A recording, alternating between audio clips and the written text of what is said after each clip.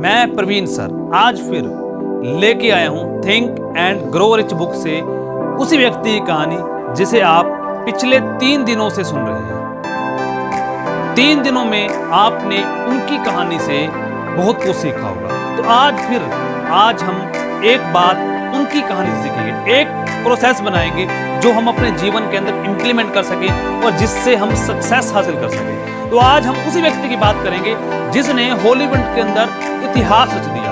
Hollywood के अंदर इतिहास रच दिया। कैसे रचा इतिहास?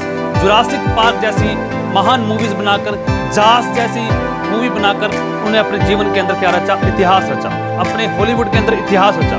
तो आज उस व्यक्ति से हम चौथे दिन में कुछ नया सीखते हैं, एक नई।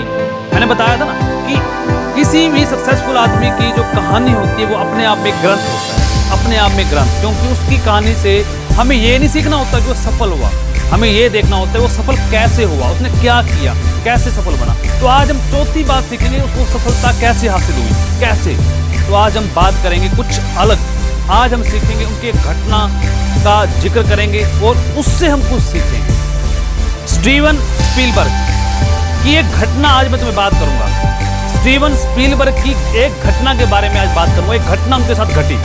कहते हैं कि कई बार किसी काम को अगर 100% दे दो तो काम करने नहीं पड़ते, काम होते हैं। पूरी प्रकृति आपकी सहायता करती है, छोटे से छोटा कण आपकी सहायता करता है और इतना छोटा कण आपकी सहायता करता है कि आप सोच नहीं सकते। कहते हैं कि स्टीवन स्पीलबर्ग के साथ भी ऐसा ही हुआ। क्या हुआ? उन्हें बाय चांस गलती से एक बुक हाथ लगी उनके हाथ। बुक का नाम था जॉस। और जॉस के बारे में तुम सभी जानते हो। जॉस का मतलब कि वो मछली के ऊपर एक फिल्म बनाई गई है, वो जॉस बुक हाथ लगी और उनके ऊपर वो फिल्म बनाना चाहते थे। उन्होंने वो बुक हॉलीवुड के प्रोड्यूसर्स को दिखाई। प्रोड्यूसर्स को वो आइडिया बहुत पसंद आया और वो उसके ऊपर फिल्म बनाना चाहते थे और इसके लिए वो मान भी गए और अच्छे से फिल्म बनाने की तैयारी करने लगे। कहते हैं कि उसके बाद ही स्टीवन स्पीलबर्ग को एक बेहतरीन मौका मिल सका जिससे उन्होंने हॉलीवुड में एक नया मुकाम हासिल किया। तो बात कर रहा हूं उसी बात पे कि क्या है सीखने वाली बात।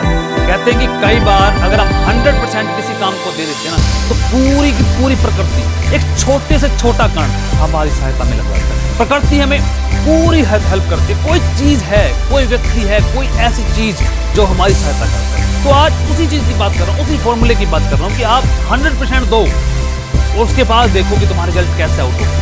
100% दे नहीं रहे ना, हमें 100% देना नहीं आता, दिक्कत वहां पे हो जाती है। तो स्टीवन स्पीलबर्ग की आज की जो घटना है उसमें उन्होंने 100% दिया था और उसके बाद अचानक कहीं से उसको बुक मिली और उस बुक ने उनको क्या कर दिया, एक अलग मुकाम पर पहुंचा दिया। तो कहते हैं ना कि 100% जरूर दो।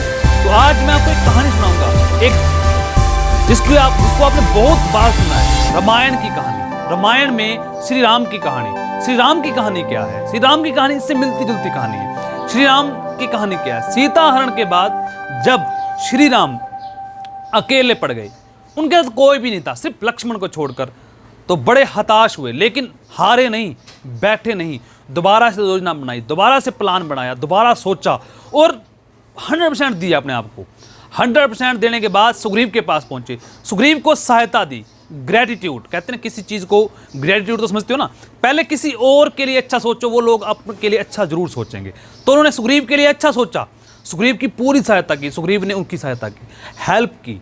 तो कहते हैं ना कि जब कुछ भी ना 100% दिया ना तो पूरी की पूरी वानर सेना उनके साथ चल पड़ी लंका जीतने के लिए, लंका में रावण को हराने के लिए। पूरी की पूरी सेना वहां लंका में हजारों लाखों सैनिक, लेकिन यहाँ वानर सेना बहुत कम। लेकिन फिर भी उत्साह कहाँ से आया? क्योंकि पूरी प्रकृति उसका साथ दे रही थी। एक छोटा से छोटा कण उसका साथ दे रहा था, एक छोटा कण उनका साथ दे रहा था, एक पूरी प्रकृति उनके साथ दे रही थी। किनका? श्री राम का। श्री राम हारे नहीं थे।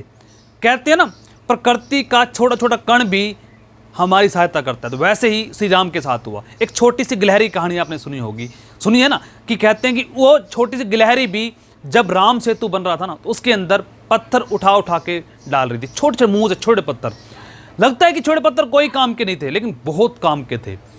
क्योंकि प्रकृति, इसका मतलब क्या था? पूरी की पूरी कायनात, पूरी की पूरी नेचर, पूरी की पूरी प्रकृति हमारा क्या दे रही थी? साथ। कहानी तो आप सबने सुनी है ना, और आप ये भी जानते होंगे कि उस गिलहरी के पीठ पर जो निशान है वो श्री राम के उंगलियों के निशान है, ऐसा माना जाता है।